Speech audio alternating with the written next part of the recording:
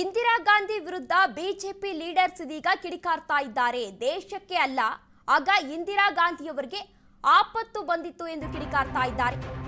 ಇಂದಿರಾ ಗಾಂಧಿ ವಿರುದ್ಧ BJP leaders ಇದೀಗ ಕಿಡಿಕಾರ್ತಾ ಇದ್ದಾರೆ. ದೇಶಕ್ಕಲ್ಲ, ಆಗ ಇಂದಿರಾ ಗಾಂಧಿಯವರಿಗೆ ಆಪತ್ತು ಬಂದಿತ್ತು.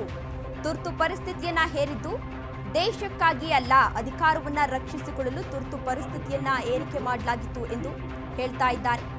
ಈಗ ಆಪತ್ತು ಬಂದಿರೋದು ಕಾಂಗ್ರೆಸ್ ಪಕ್ಷಕ್ಕೆ ಮಾತ್ರ. ಬಿಜೆಪಿಯ ಛಲವಾದಿ ನಾರಾಯಣಸ್ವಾಮಿ ಇದೀಗ ಕಿಡಿಕಾರ್ತಾ ಇದ್ದಾರೆ ಕಾಂಗ್ರೆಸ್ ಸರ್ಕಾರದ ವಿರುದ್ಧ. ಇಂದಿರಾ ಗಾಂಧಿ ವಿರುದ್ಧ ಬಿಜೆಪಿ ಲೀಡರ್ಸ್ ಇದೀಗ ಕಿಡಿಕಾರ್ತಾ ಇದ್ದಾರೆ. ಆಗ ದೇಶಕ್ಕಲ್ಲ, ಇಂದಿರಾ ಗಾಂಧಿಯವರಿಗೆ ಆಪತ್ತು ಬಂದಿತ್ತು. ತುರ್ತು ಪರಿಸ್ಥಿತಿಯನ್ನ ಹೇರಿಕೆ ಮಾಡಿತ್ತು ದೇಶಕ್ಕಾಗಿ ಅಲ್ಲ, ಅವರಿಗೋಸ್ಕರ ಏರಿಕೆಯನ್ನ ಮಾಡಿಕೊಂಡಿದ್ರು. ಅಧಿಕಾರವನ್ನ ರಕ್ಷಿಸಿಕೊಳ್ಳಲು ಇಂದಿರಾ ಗಾಂಧಿಯವರು ತುರ್ತು ಪರಿಸ್ಥಿತಿಯನ್ನ ಹೇರಿಕೆ ಮಾಡಿದ್ರು ಎಂದು ಕೈ ಸರ್ಕಾರದ ವಿರುದ್ಧ ವಾಗ್ದಾಳಿಯನ್ನು ನಡೆಸ್ತಾ ಇದ್ದಾರೆ. ಈಗ ಆಪತ್ತು ಬಂದಿರೋದು ಕಾಂಗ್ರೆಸ್ ಪಕ್ಷಕ್ಕೆ ಮಾತ್ರ ಎಂದು ಬಿಜೆಪಿಯ ಛಲವಾದಿ ನಾರಾಯಣಸ್ವಾಮಿ ಇದೀಗ ಕಿಡಿಕಾರ್ತಾ ಇದ್ದಾರೆ.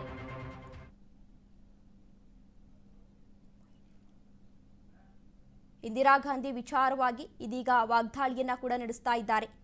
ಏನು ತುರ್ತು ಪರಿಸ್ಥಿತಿ ಹೇರಿಕೆಯಾಗಿ ಇವತ್ತು 50 ವರ್ಷ ಆಗ್ತಾ ಇದೆ. ಆ ಹಿನ್ನೆಲೆಯಲ್ಲಿ ಒಂದು ಕರಾಳ ದಿನಾಚರಣೆಯನ್ನ ಇವತ್ತು ಸೆಲೆಬ್ರೇಟ್ ಮಾಡ್ತಾ ಇದ್ದಾರೆ.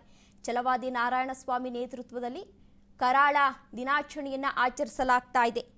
ಕಾಜಿ ಫಂಕ್ಷನ್ ಹಾಲ್ನಲ್ಲಿ ಒಂದು ಕಾರ್ಯಕ್ರಮವನ್ನ ಕೂಡ ಆಯೋಜನೆಯನ್ನ ಮಾಡಿದ್ದಾರೆ. ತುರ್ತು ಪರಿಸ್ಥಿತಿಯನ್ನ ಹೇರಿದ್ದ ಕೈ ವಿರುದ್ಧ ಇದೀಗ ಕೆಂಡಾಮಂಡಲವಾಗ್ತಾ ಇದ್ದಾರೆ. ಇಂದಿರಾ ಗಾಂಧಿ ವಿರುದ್ಧ ಬಿಜೆಪಿ ಲೀಡರ್ಸ್ ಇದೀಗ ಕಿಡಿಕಾರ್ತಾ ಇದ್ದಾರೆ.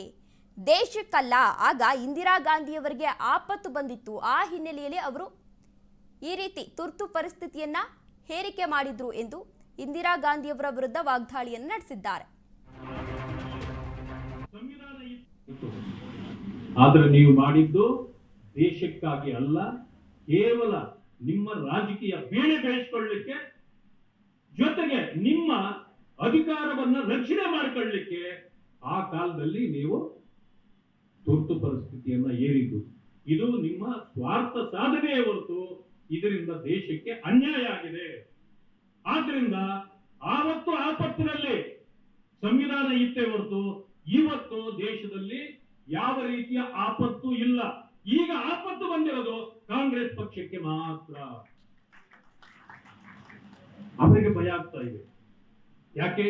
ನಮ್ಮ ವೋಟ್ ಬ್ಯಾಂಕು ದಿನೇ ದಿನೇ ಸಡಿಲ ಆಗ್ತಾ ಇದೆ. ನಮ್ಮ ಅಧಿಕಾರ ಎಲ್ಲ ರಾಜ್ಯಗಳಿಂದ ಕಸಿದು ಹೋಗ್ತಾ ಇದೆ. ಆ ಕಾರಣದಿಂದ ನಮಗೆ ಆಪತ್ತು. ಅದಕ್ಕೆ ಅದರ ಬಗ್ಗೆ ಕ್ಷಮೆ ಕೇಳೋದನ್ನು ಬಿಟ್ಟರು. ಇಂದಿರಾ ಗಾಂಧಿ ಮಾಡಿದ್ದು ದೊಡ್ಡ ಮಹಾ ಅಪರಾಧ ಅನ್ನೋದನ್ನ ಹೇಳೋದಿಲ್ಲ. ಆದ್ರೆ ಕೈಯಲ್ಲಿ ಒಂದು ಸಣ್ಣ ಸಂವಿಧಾನದ ಪುಸ್ತಕ ಹಿಡ್ಕೊಂಡು ನೋಡಿ, ಸಂವಿಧಾನ ಆಪತ್ತಿನಲ್ಲಿದೆ, ರಕ್ಷಣೆ ಮಾಡ್ತಿದ್ದೀವಿ ಅಂತ.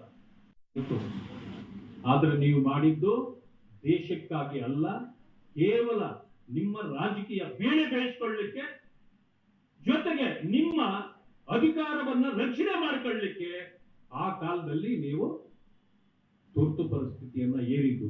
ಇದು ನಿಮ್ಮ ಸ್ವಾರ್ಥ ಸಾಧನೆಯೇ ಹೊರತು